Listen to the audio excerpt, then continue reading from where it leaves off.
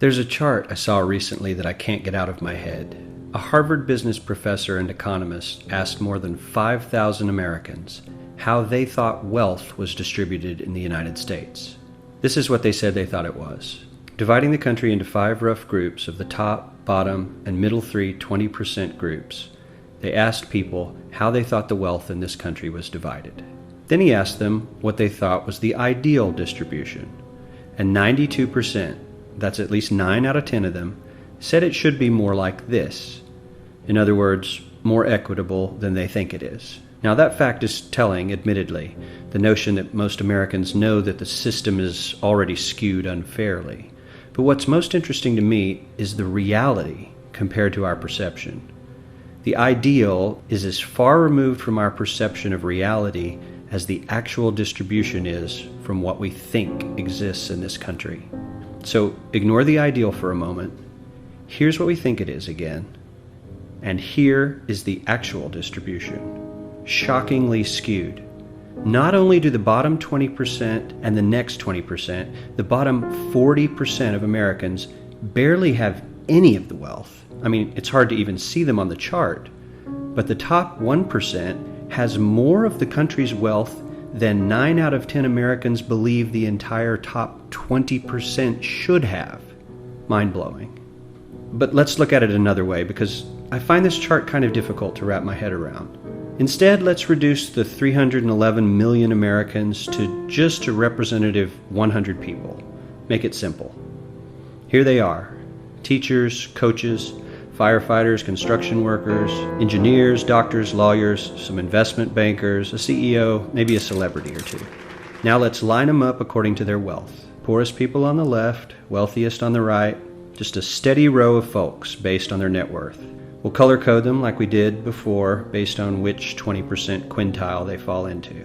Now let's reduce the total wealth of the United States, which was roughly $54 trillion in 2009, to this symbolic pile of cash. And let's distribute it among our 100 Americans. Well, here's socialism, all the wealth of the country distributed equally.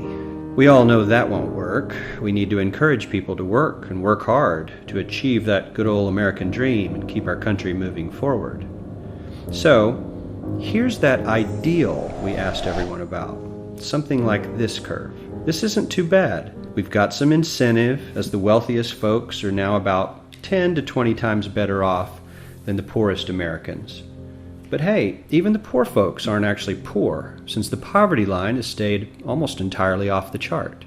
We have a super healthy middle class with a smooth transition into wealth. And yes, Republicans and Democrats alike chose this curve.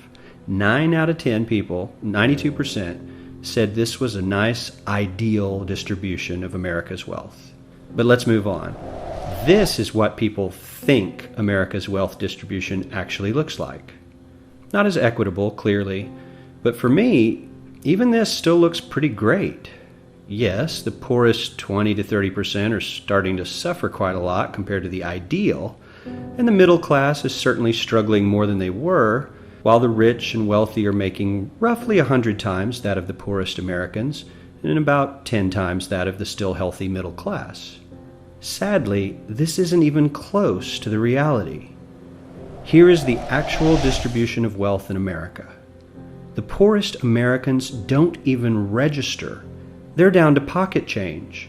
And the middle class is barely distinguishable from the poor. In fact, even the rich between the top 10 and 20 percentile are worse off. Only the top 10% are better off. And how much better off? So much better off that the top 2 to 5% are actually off the chart at this scale. And the top 1%, this guy, well, his stack of money stretches 10 times higher than we can show. Here's his stack of cash, restacked, all by itself. This is the top 1% we've been hearing so much about. So much green in his pockets that I have to give him a whole new column of his own, because he won't fit on my chart. 1% of America has 40% of all the nation's wealth. The bottom 80%, 8 out of every 10 people, or 80 out of these 100, only has 7% between them. And this has only gotten worse in the last 20 to 30 years. While the richest 1% take home almost a quarter of the national income today, in 1976 they took home only 9%, meaning their share of income has nearly tripled in the last 30 years. The top 1% own half the country's stocks, bonds, and mutual funds. The bottom 50% of Americans own only 0.5% of these investments, which means they aren't investing.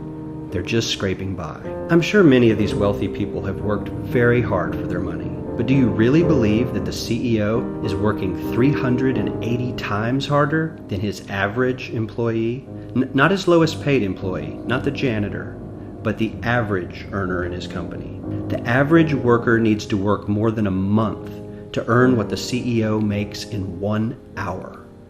We certainly don't have to go all the way to socialism to find something that is fair for hardworking Americans. We don't even have to achieve what most of us consider might be ideal.